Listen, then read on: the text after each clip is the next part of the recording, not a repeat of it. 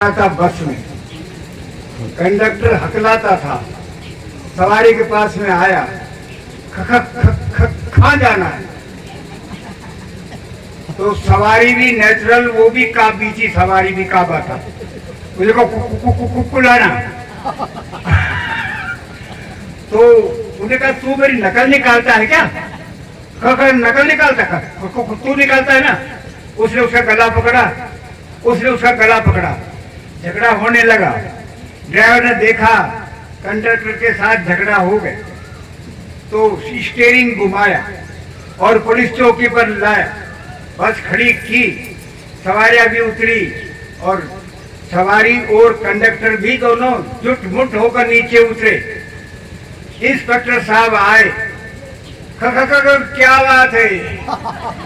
के साहब बस यही बात है, आप भी जानते हो। वो हम ही होशियार नहीं है, तुम तो हमसे भी होशियार हो।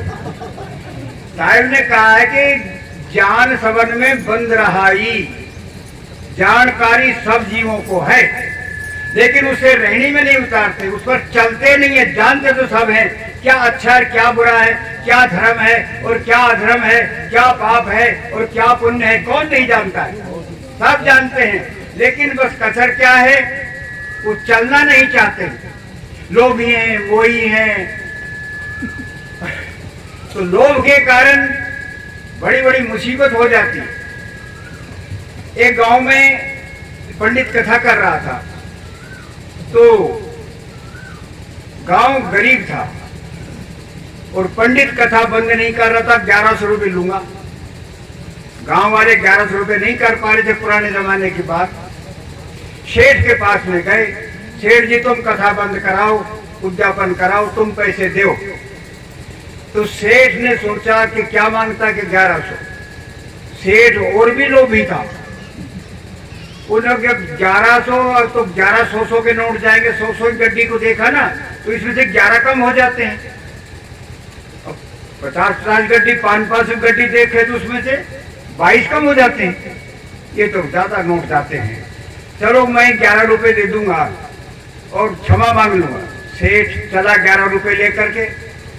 रास्ते मन में संकल्प विकल्प हुआ कि खाली 11 रुपए क्या देना, एक नारियल और 5 रुपए दे दूंगा। अब नारियल की दुकान पर गया तो कहा नारियल कितने का देते हो? कि 5 रुपए का सेठ जी। अरे क्या 2.5 रुपया को ना दे दिया के? तो बोले 2.5 रुपए का लेना हो तो स्टेशन के पास में जाओ। अब लोभी आदमी दबड़ 2.5 रुपए के चक्कर में स्टेशन पहुंचा 2 किलोमीटर। नारियल बिकता था कि कहा नारियल भाई कितने का देते हो? कि सेठ जी 2.5 रुपए का। कि 1 रुपया को ना दे दिया के? बोले 1 रुपए का भी क्यों लेते हो? भाग रहा, जाकर तोड़ लो। उन्होंने सोचा ये बात ठीक है, 1 रुपया भी खर्च नहीं होगा और नारियल तोड़ लूंगा। नारियल कभी उसने तोड़ा नहीं था, उसका दादा ने भी नहीं तोड़ा होगा और तोड़ना भी नहीं आता था। अब सेठ जी चढ़ गए नारियल के पेड़ के ऊपर और एक हाथ से नारियल को झटका लगाया तो नारियल टूटा नहीं टूटा। तो सेठ जी ने दोनों हाथ पकड़े और झटका लगाया तो पैर फिसल गए और नारियल को लटक गए सेठ जी। अब देखा ये तो गड़बड़ हो गई, नीचे देखा तो खाई खंदा के कांटे हैं, गिरूंगा तो बिल्कुल हाथ पैर टूटेंगे। तो एक हाथी वाला निकल रहा था दूर से, उन्हें आवाज लगाया, ओ भाई हाथी वाले, हाथी को इधर लाओ।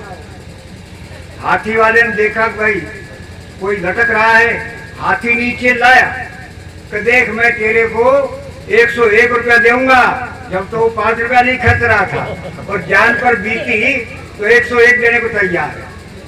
हाथी वान ने हाथी खड़ा किया और हाथी के ऊपर जैसे ही खड़ा हुआ उस सेठ जी के पैर छुए तो हाथी आगे निकल गया।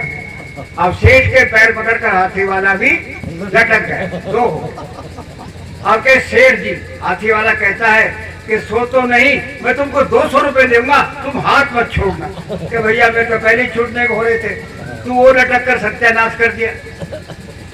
अब एक घोड़े वाला आ गया तो कहो भाई घोड़े को इधर लाओ, घोड़े को इधर लाओ।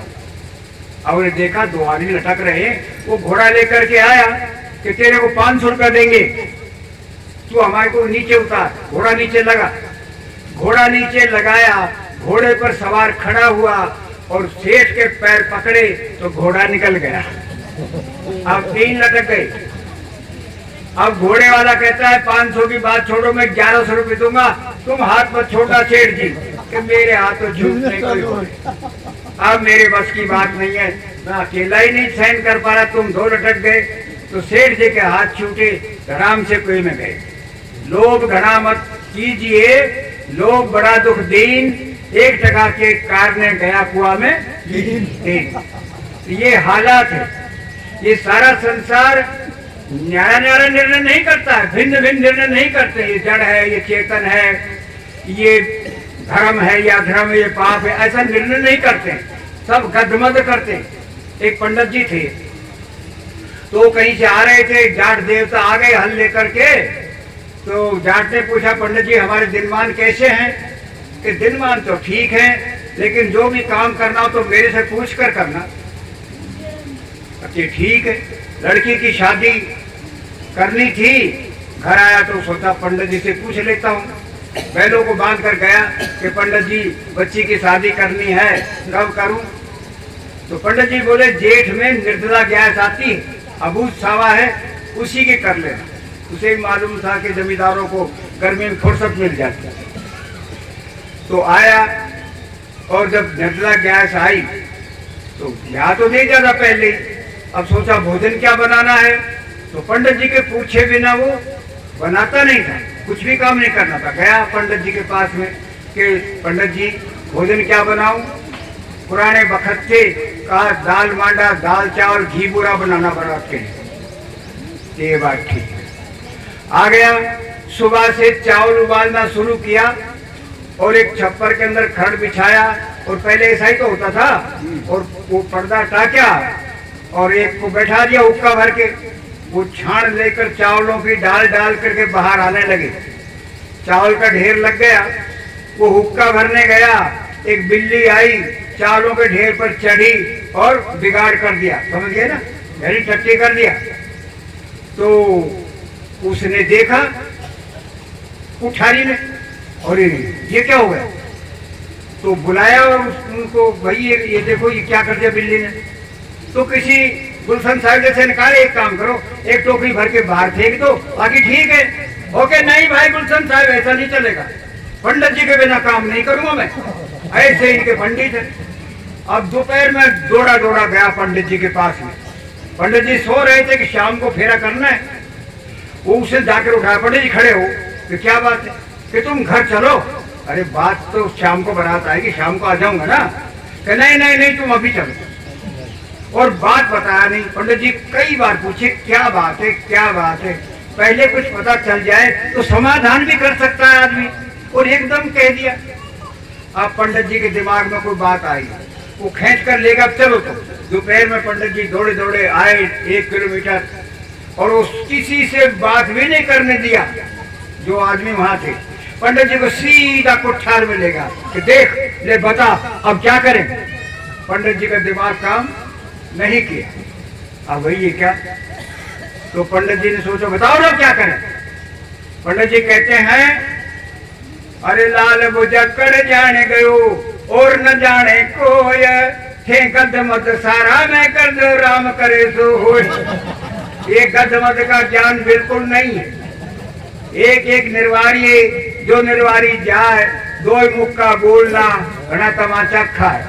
मैं मरीज हूँ हार्ट का और दवाई खा रहा हूँ। अब साहिब जी का क्या पालना मैं बोला था, एक छोटा सा पद बोल देता हूँ। मन तो मेरा बहुत रहता है, बहुत सुना देता है, लेकिन अब क्या करूँ कि मेरा शरीर बूढ़ा हो गया है। इसे चरखा भी कहा, गुदड़ी भी कहा जाता है। चरखा बल खाए गरी जुगर का तनवारी, चरखा बल खाए गरी जुगर का तनवारी, चरखा बल खाए गरी जुगर का तनवारी, चरखा बल खजरी बन से साज मंगायो चरखा के गुणिहार।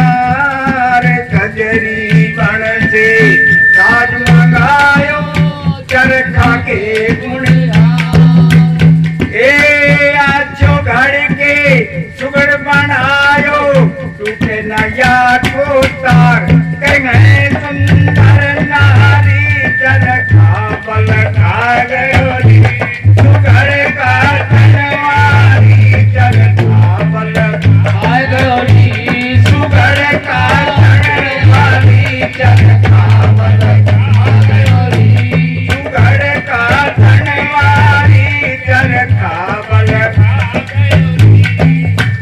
हाँ 9 महीना में जब यू चरखा बन के भयो तैयार 2 महीना में जब यो चरखा बन के भयो तैयार। एक काम क्रोध मत लोभ हो के दादा के चार चले जावे नो नारी चरखा बल खा गयो रे सुघर का धनवारी चरखा बल खा गयो रे सुघर का धनवारी चरखा बल खा गयो रे सुघड़ का धनवारी चरखा बल खा गयो रे।